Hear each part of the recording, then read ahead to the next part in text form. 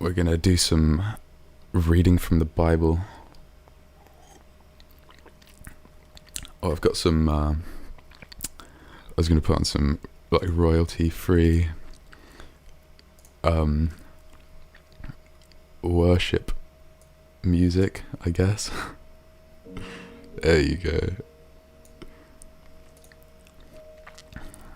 Drop frames. Oh gosh. All right. Let's get to it, man. Genesis. Oh man, this is going to be intense stuff. I can just tell. In the beginning, God created the heavens and the earth. And the earth was waste and void. And darkness was upon the face of the deep. And the Spirit of God moved upon the face of the waters. And God said, "Let there be light." And there was light. And God saw the light, and it was good. And God divided the light from the darkness. And God called the light day, and the darkness he called night. And there was evening and there was morning one day. And God said, "Let there be..." Hold on, let me just put this like in full screen or something. I'm sure I can, but I don't know how. Oh man.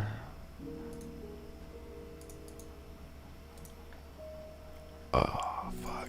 Ah, here we go. Okay. And God said, "Let there be a firmament in the midst of the waters, and let it divide the waters from the waters." And God made the firmament and divided the waters which were under the firmament from the waters which were above the firmament. And it was so. And God called the firmament heaven. And there was evening and there was morning a second day. And God said, "Let the waters under the heavens be gathered together unto one place, and let the dry land appear." And it was so. And God called the dry land earth, and the gathering together of the waters called he seas. And God saw that it was good. And God said, "Let the earth put forth grass, herbs, yielding seed, and fruit trees bearing fruit after their kind, wherein is the seed thereof upon the earth." And it was so. And the earth brought forth grass, herbs yielding seed after their kind, and trees bearing fruit wherein is the seed thereof after their kind. And God saw that it was good. And there was evening, and there was morning a third day. And God said, "Let there be lights in the firmament of heaven, to divide the day from the night. And let them be for signs, and for seasons, and for days and years. And let them be for lights in the firmament of heaven, to give light upon the earth." And it was so. And God made the two great lights, the greater light to rule the day, and the lesser light to rule the night. He made the stars also. And God set them in the firmament of heaven to give light upon the earth, and to rule over the day and over the night, and to divide the light from the darkness. And God saw that it was good. He thinks a lot of these things are good, but of course he would. I mean, he's making them right here. And there was evening and there was morning a fourth day. So far we've got lights in heaven and seasons and days and years, I guess. Day and night, all that stuff. Okay, 20. And God said, "Let the waters swarm with swarms of living creatures, and let birds fly above the earth in the open firmament of heaven." And God created the great sea monsters, and every living creature that moveth, wherewith the waters swarmed, after their kind, and every winged bird after its kind. And God saw that it was good. And God blessed them, saying, Be fruitful and multiply, and fill the waters in the seas, and let birds multiply on the earth. And there was evening, and there was morning a fifth day. And God said, Let the earth bring forth living creatures after their kind, cattle and creeping things, and beasts of the earth after their kind. And it was so. And God made the beasts of the earth after their kind, and the cattle after their kind, and everything that creepeth under the ground after its kind. And God saw that it was good. And God said, Let us make man in our image, after our likeness, and let them have dominion over the fish of the sea, and over the birds of the heavens, and over the cattle, and over all of the earth, and over every creeping thing that creepeth upon the earth. I like that a lot. Every creeping thing that creepeth. And God created man in his own image. In the image of God created he him. Male and female created he them.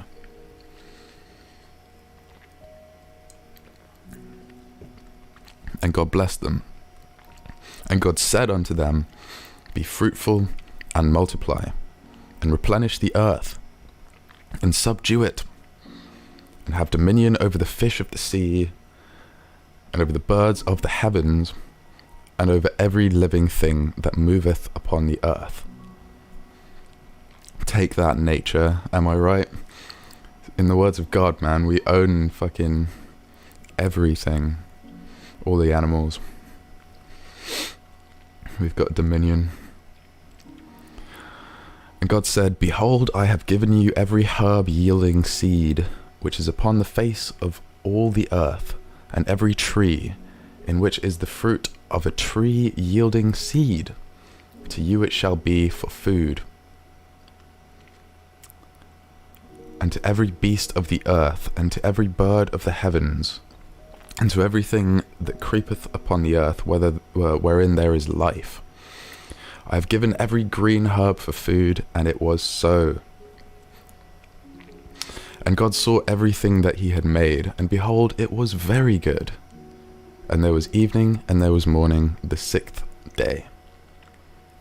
So, on the sixth day, we went from good to very good.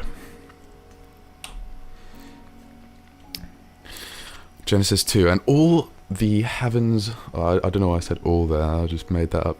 And the heavens and the earth were finished. And all the hosts, I must have seen that all down there. Okay, so, and the heavens and the earth were finished, and all the host of them.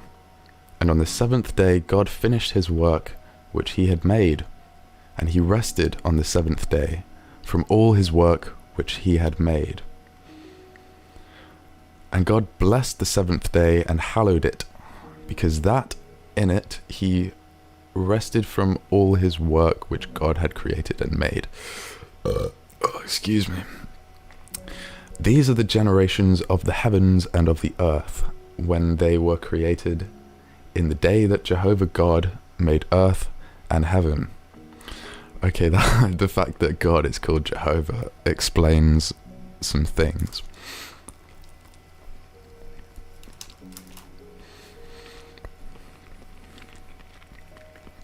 Full disclosure, this is my first time actually reading through the Bible, like, properly. I went to, like, a school where they taught us about stuff like this, but we never, like, read the whole thing, man. I tried, like, it took me a little while to find, like, the right version of the Bible, because, like, there's loads of different ones. I didn't realize how fucking many there are. Like, what we're reading right now is the New American Standard Version, and even that has, like, a few different versions of it. But I think this is, I'm not even sure if this is the new one. I think this might be the old American Standard. Either way, I'm enjoying it. Anyway.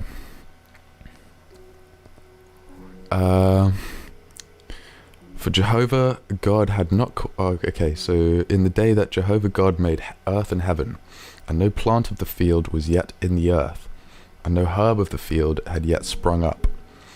For Jehovah God had not caused it to rain upon the earth, and there was not a man to till the ground. But there went up a mist from the earth, and watered the whole face of the ground. And Jehovah God formed man of the dust of the ground, and breathed into his nostrils the breath of life. And man became a living soul. And Jehovah God planted a garden eastward in Eden, and then he put the man whom he had, and there he put the man whom he had formed. And out of the ground made Jehovah God to grow every tree that is pleasant to the sight and good for food. The tree of life also in the midst of the garden, and the tree of the knowledge of good and evil. We've got the tree of life now. Seems like a step up. And a river went out of Eden to water the garden, and from thence it was parted, and became 4 heads. The name of the first is Pishon, that is it which compasseth the whole land of Havilah, where there is gold. And the gold of that land is good. There is bdellium and the onyx stone. And the name of the second river is Gihon. The same is it that compasseth the whole land of Cush. And the name of the third river is Hiddekel. That is it which goeth in front of Assyria. And the fourth river is the Euphrates. And Jehovah God took the man and put him in the Garden of Eden to dress it and to keep it. And Jehovah God commanded the man, saying, Of every tree of the garden thou mayest freely eat, but of the tree of the knowledge of good and evil thou shalt not eat of it, for in the day that thou eatest thereof thou shalt surely die. Okay, so let me get this straight. The tree of knowledge, don't eat the tree. But every other tree you can have, but apart from the tree of knowledge. Okay. Seems fair.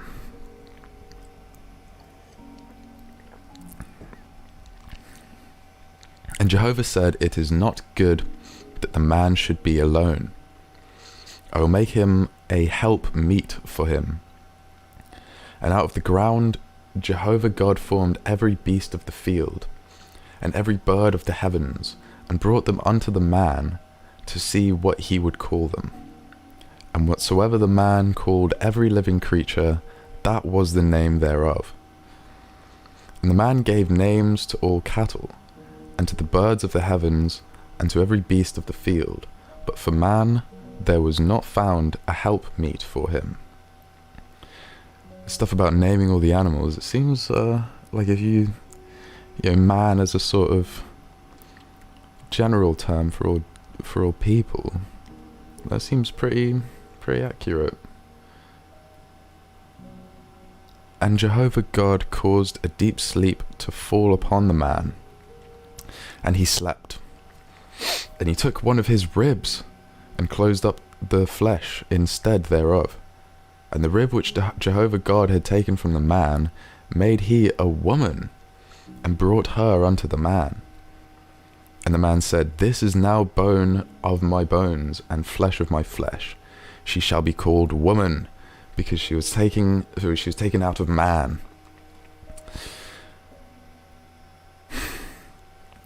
See, that doesn't make sense to me, because you get man out of woman, but in order to get woman from man you have to add 2 letters.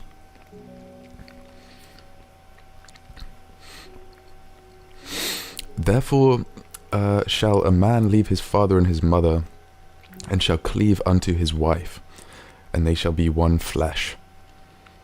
And they were both naked, the man and his wife, and were not ashamed. Genesis 3. Cool. I like this. We're starting with the serpent stuff. Alright.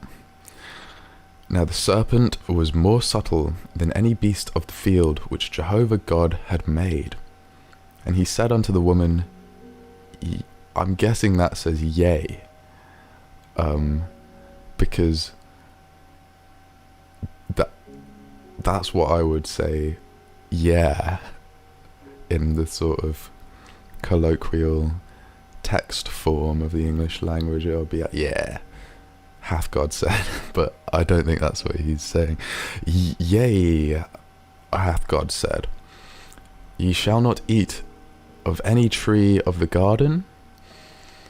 And the woman said unto the serpent, of the fruit of the trees of the garden we may eat, but of the fruit of the tree which is in the midst of the garden, God hath said, ye shall not eat of it, neither shall ye touch it, lest ye die. God was pretty clear about that, I must say. He spelled it out pretty clearly. Now for God doth know that in the day ye eat thereof, then your eyes shall be opened, and ye shall be as God, knowing good and evil. And when the woman saw that the tree was good for food, and that it was a delight to the eyes, and that the tree was desired to make one wise, was to be desired to make one wise, she took of the fruit thereof, and did eat. And she gave also unto her husband with her, and he did eat.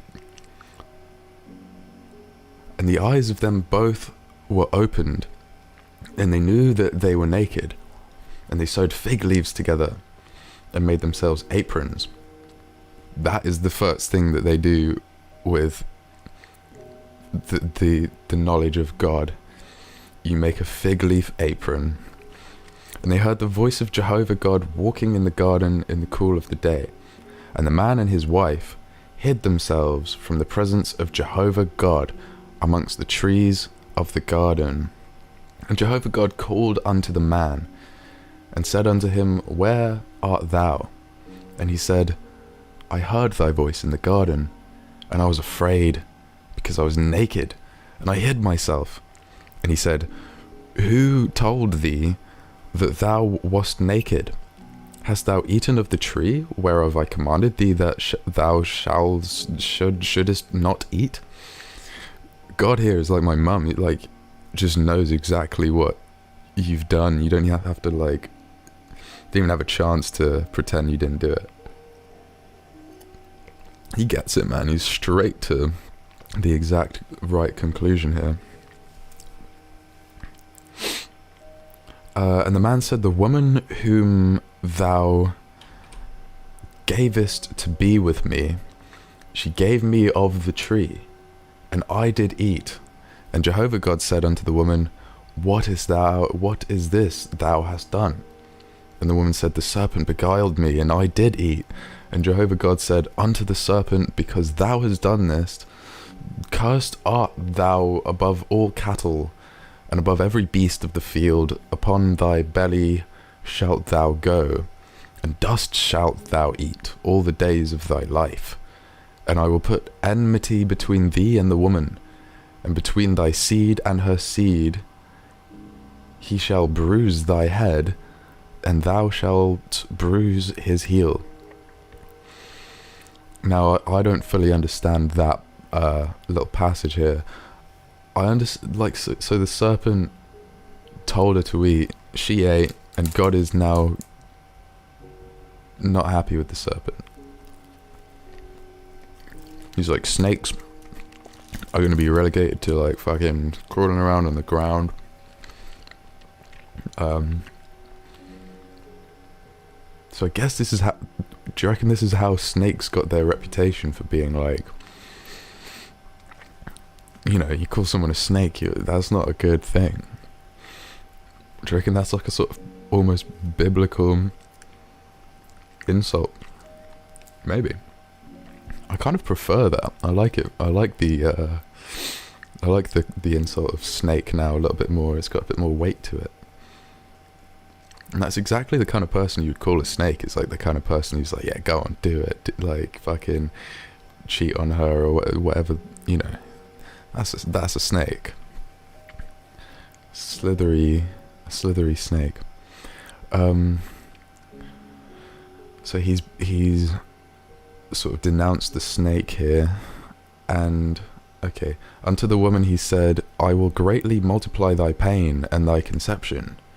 In pain thou shalt, oh my god, okay, in pain thou shalt bring forth children, and thy desire shall be to thy husband, and he shall rule over thee.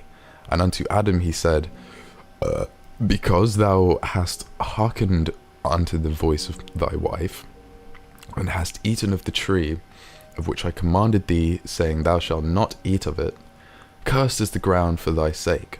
In toil shalt thou eat of it all the days of thy life. Thorns also and thistles shall it bring forth to thee, and thou shalt eat the herb of the field. And the sweat of thy face shalt thou eat bread, till thou return unto the ground. For out of it wast thou taken, for dust thou art, and unto dust shalt thou return. I like that.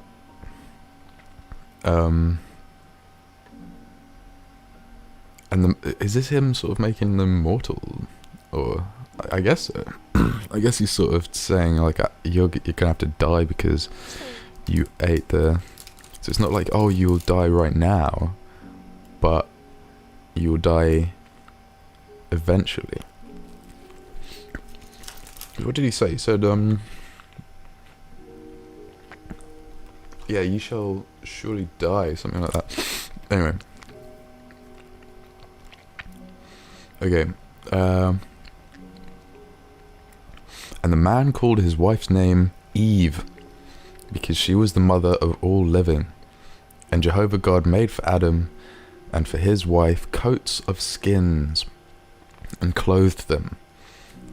That's not too bad. Like, he's every right to be, like, really mad at these guys. And I know he's just said some heavy stuff, but he's sort of sending mixed messages. He's giving them, like, coats. Giving them a gift when they've fucked him over a little bit. And Jehovah God said, behold, the man is become as one of us, to know good and evil. And now lest he put forth his hand, and take also of the tree of life, and eat, and live forever. Therefore Jehovah God sent him forth from the Garden of Eden, to till the ground from whence he was taken. So he drove out the man, and he placed at the east of the Garden of Eden the cherubim, and the flame of a sword which turned every way, to keep the way of the tree of life. I don't know what the fuck that last bit means. So he drove out the man, and he placed at the east of the Garden of Eden the cherubim. Okay, so he's got some new person in here. The flame of a sword which turned every way. What does that mean? I like it though. It's a nice sort of interesting mental image. Hold on, I'm just going to check that everything is still working. It seems like it. Seems like it. Let's jump back in. Oh my god.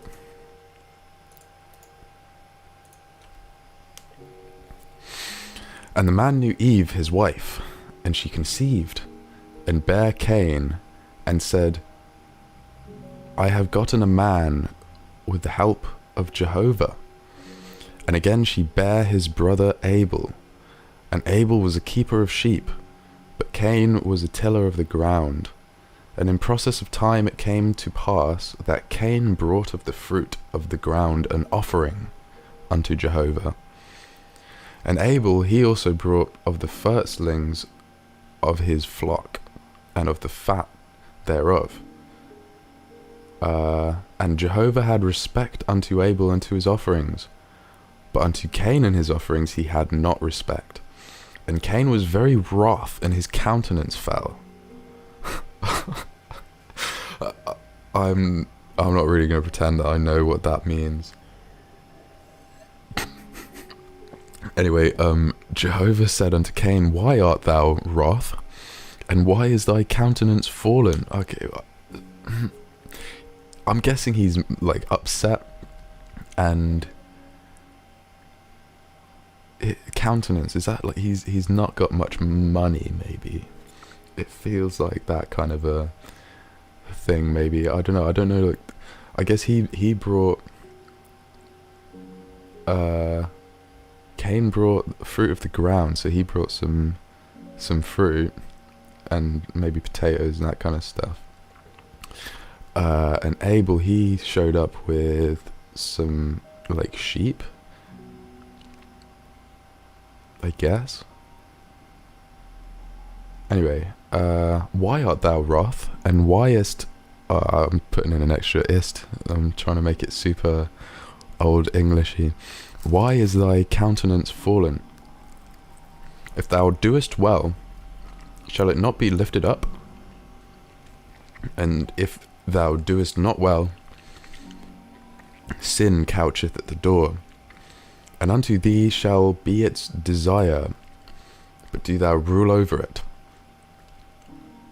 And Cain told Abel his brother, and it came to pass, when they were in the field, that Cain rose up against Abel his brother and slew him.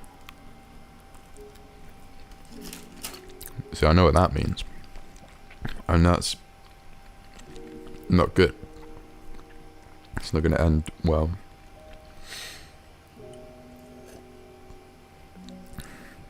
Alright, so 9. And Jehovah said unto Cain, where is Abel thy brother?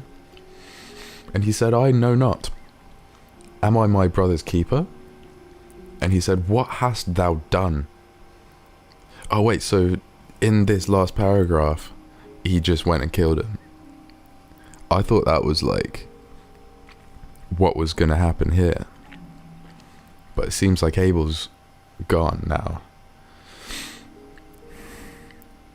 So Cain had his countenance fell, and then he decided to kill his brother. And Jehovah said unto Cain, where is Abel thy brother? And he said, I know not. Am I my brother's keeper? And he said, what hast thou done? The voice of thy brother's blood crieth unto me from the ground. And now cursed art thou from the ground, which hath opened its mouth to receive thy brother's blood from thy hand. When thou tillest the ground, it shall not henceforth yield unto thee its strength. A fugitive and a wanderer shalt thou be in the earth. And Cain said unto Jehovah, my punishment is greater than I can bear.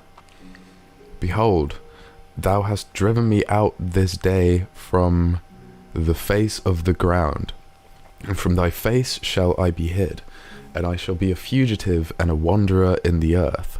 And it will come to pass, and whosoever findeth me will slay me. And Jehovah said unto him, therefore whosoever slayeth Cain, vengeance shall be taken on him sevenfold. It's quite specific, isn't it? Sevenfold. I've never really heard that before, because I've heard tenfold, which is sort of quite a clean number to, like 7 times anything is going to be a bit more complex. And Jehovah appointed a sign for Cain, lest any finding him should smite him. Okay, let me just go back here. So he's killed his brother, and so his dad's obvious. Oh well, no, that's not his dad. That's Jehovah. So Jehovah's like, how could you do this? You know, you're not gonna be able to grow anything now from the ground. And he's sort of making him wander the earth. Okay, so... And from thy face shall I be hid, and I shall be a fugitive and a wanderer in the earth. Cool. So someone's gonna kill him. And Jehovah says, whoever kills him, there's gonna be some trouble. And Cain went out from the presence of Jehovah and dwelt in the land of Nod, on the east of Eden. And Cain knew his wife, and she conceived, and bare Enoch. And he builded a city, and called the name of the city after the name of his son, Enoch. And unto Enoch was born Irad, and Irad begat Mehujael. Oh my god. And Mehujael begat Methushael, and Methushael begat Lamech. And Lamech took unto him 2 wives. The name of the one was Adar, and name of the other Zillah. And Adar bare Jabal. He was the father of such as dwell in tents and have cattle. And his brother's name was Jubal. He was the father of all such as handle the harp and pipe. And Zillah, she also bare Tubal-Cain, the forger of every cutting instrument of brass and iron. And the sister of Tubal-Cain was Naamah. And Lamech said unto his wives, Adar and Zillah, hear my voice, ye wives of Lamech. Hearken unto my speech, for I have slain a man for wounding me, and a young man for bruising me. If Cain shall be avenged 7-fold, truly Lamech 70 and 7-fold. So I guess that's where they got the name from, eh? And Adam knew his wife again, and she bare a son, and called his name Seth. For, said she, God hath appointed me another seed instead of Abel, for Cain slew him. And to Seth, to him also there was born a son, and he called his name Enosh. Then began men to call upon the name of Jehovah. What does that mean? Then began men to call upon the name of Jehovah. People start praying, or? Wow, this is intense. Okay, this is the book of the generations of Adam. In the day that God created man in the likeness of God, made he him, male and female created he them, and blessed them, and called their name Adam, in the day when they were created. And Adam lived 130 years, and begat a son in his own likeness, after his image, and called his name Seth. And the days of Adam after he begat Seth, and the days of Adam after he begat Seth were 800 years, and he begat sons and daughters. And all the days that Adam lived were 930 years, and he died. Jesus Christ, man. Why does he live? Adam lived 130. And what? I don't understand. So he lived 130 years and then had a kid. Oh, okay. So oh man, he lived for 900 years? Alright, so Seth lived 105 years and begat Enosh. 7 and Seth. Oh no, okay. And begat Enosh. And Seth lived after he begat Enosh 807 years, and begat sons and daughters. And all the days of Seth were 912 years, and he died. And Enosh lived 90 years, and begat Canan. I'll go for Canan, I like that. And Enosh lived after he begat Canan 815 years, and begat sons and daughters. And all the days of Enosh were 905 years, and he died. And Canan lived 70 years, and begat Mahalalel. And Canan lived after he begat Mahalalel 840 years, and begat sons and daughters. And all the days of Canan were 910 years, and he died. And Mahalalel lived 65 years, and begat Jared. And Mahalalel lived after he begat Jared 830 years, and begat sons and daughters.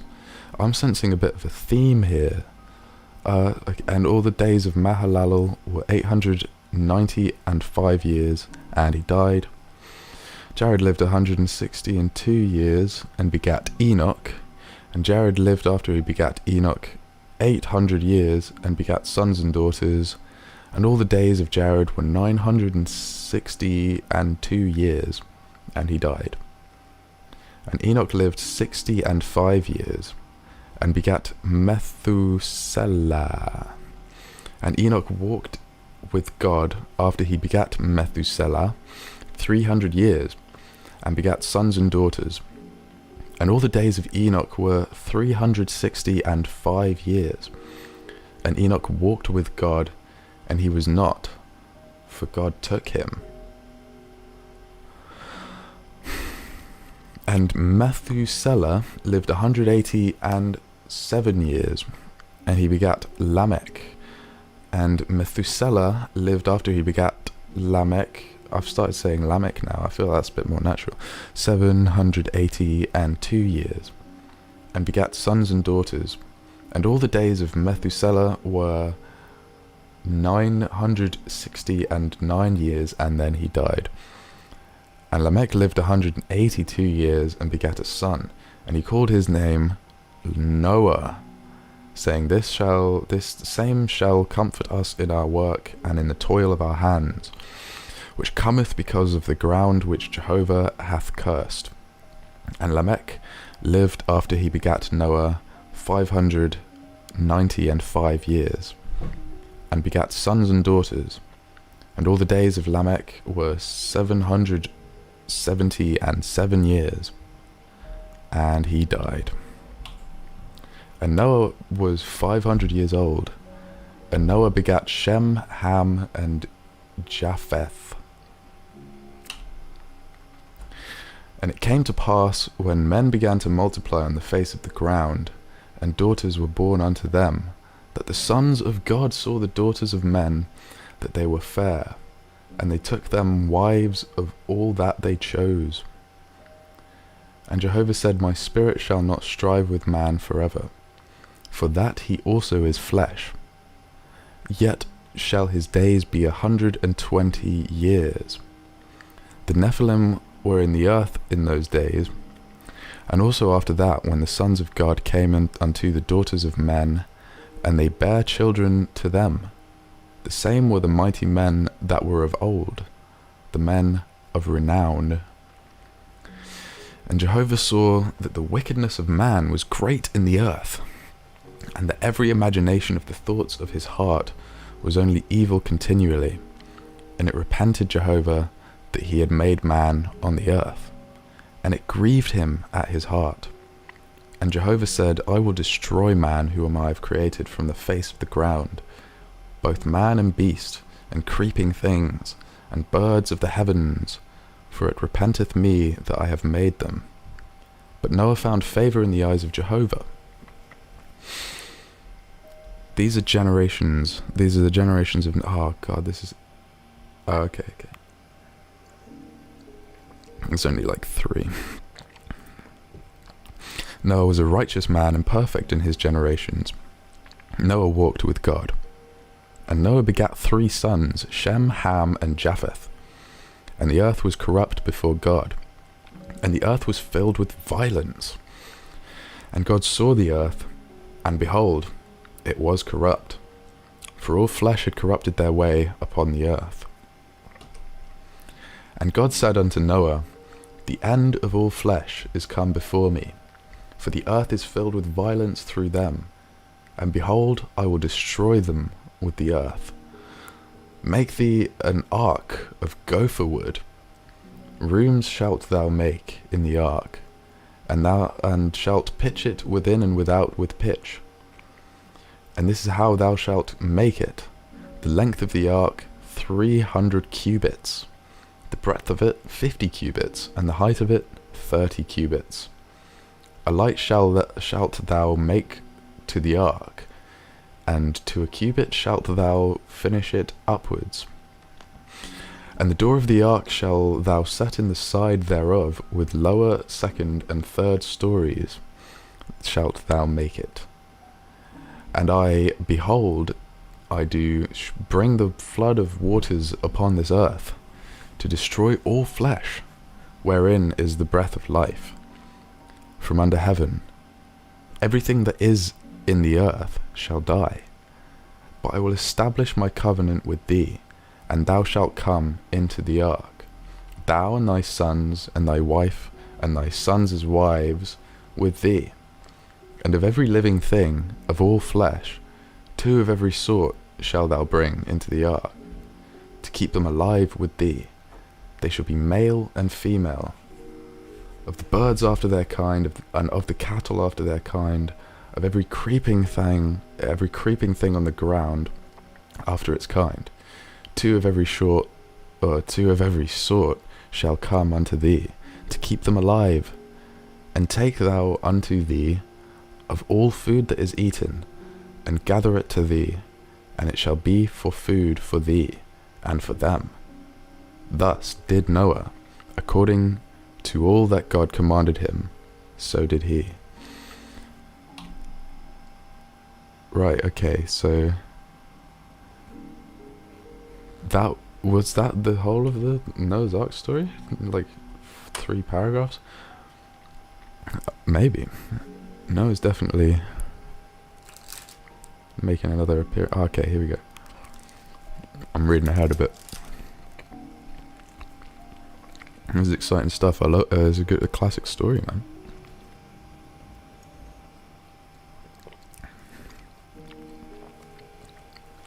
Okay. And Jehovah said unto Noah, Come thou, and all thy house into the ark. For thee have I seen righteous before me in this generation. Of every clean beast thou shalt take to thee 7 and 7, the male and his female. And of the beasts that are not clean 2, the male and his female. Of the birds also of the heavens, 7 and 7. Why bring the birds? They can fly. Male and female, to keep seed alive upon the face of all the earth. For yet 7 days I will cause it to rain upon the earth 40 days and 40 nights. And every living thing that I have made will I destroy from off the face of the ground. And Noah did according to all that Jehovah commanded him. And Noah was 600 years old when the flood of waters was upon the earth. And Noah went in, and his sons and his wife and his sons' wives with him into the ark, because of the waters of the flood.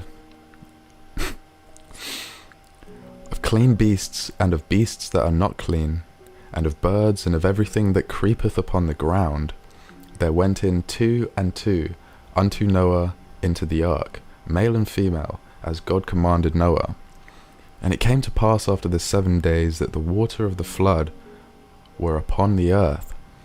In the 600th year of Noah's life, in the 2nd month, on the 17th day of the month, on the same day were all the fountains of the great deep broken up, and the windows of heaven were opened.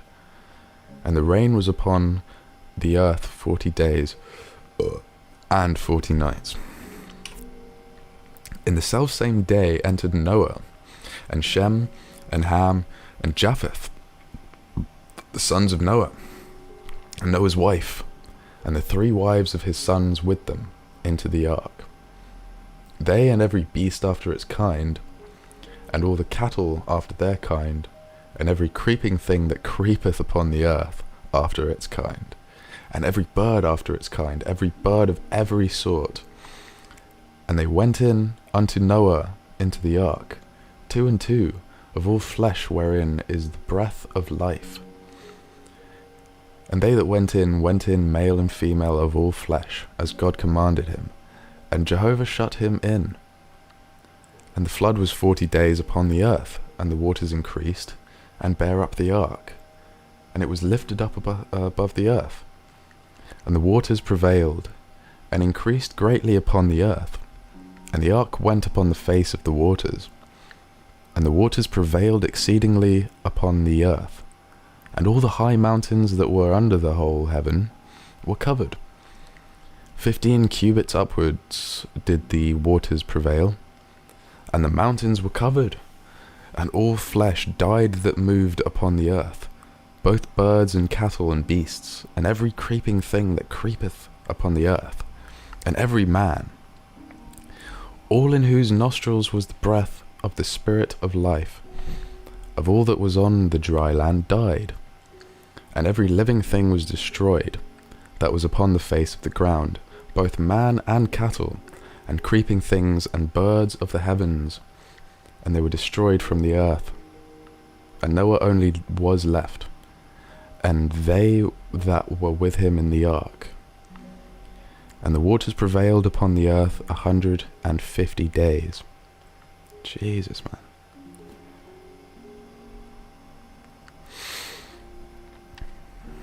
And God remembered Noah, and all the beasts, and all the cattle that were with him in the ark. And God made a wind to pass over the earth, and the waters assuaged the fountains also of the deep, and the windows of heaven were stopped, and the rains from heaven was restrained. The rain from heaven was restrained, and the waters returned from off the earth continually.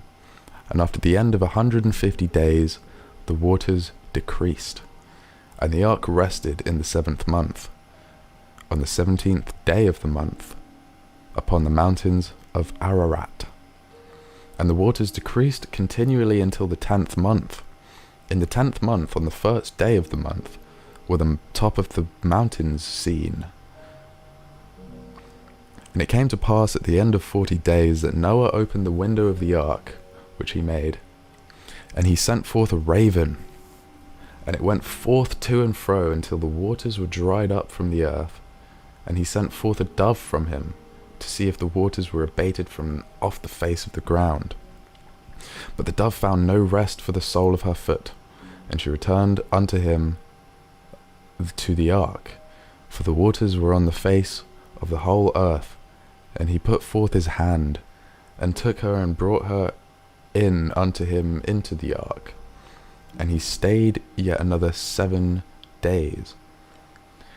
And again he sent forth the dove out of the ark, and the dove came into him at eventide, and lo, in her mouth an olive leaf plucked off. So Noah knew that the waters were abated from off the earth, and he stayed yet another 7 days, okay, not 70, and set forth the dove, and she returned not again unto him any more. And it came to pass in the 601st year, in the 1st month, the 1st day of the month, the waters were dripped up, the waters were dried up from off the earth. And Noah removed the covering of the ark, and looked, and behold, the face of the ground was dried. And in the same month, on the 27th day of the month, was the earth dry. And God spake unto Noah, saying, Go forth from the ark, thou and thy wife, and thy sons' wives with thee. Bring forth with thee every living thing that is with thee of all flesh, both birds and cattle, and every creeping thing that creepeth upon the earth, that they may breed abundantly in the earth, and be fruitful, and multiply upon the earth.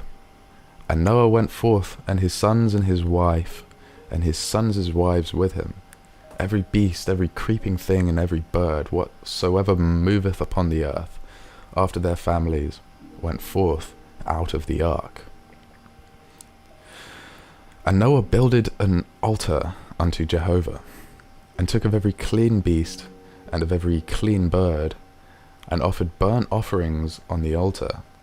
And Jehovah smelled the sweet savour, and Jehovah said in his heart, I will not again curse the ground any more for man's sake, for that the imagination of man's heart is evil from his youth.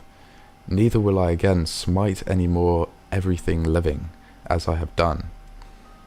While the earth remaineth, seed time and harvest, and cold and heat, and summer and winter, and day and night shall not cease.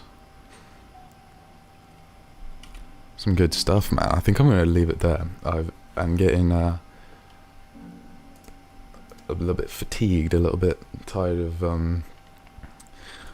I'm getting less good at reading, so we'll come back to Genesis 10, I think it was. No, what was it? I've lost the plot, but somewhere here. Alright. See you later.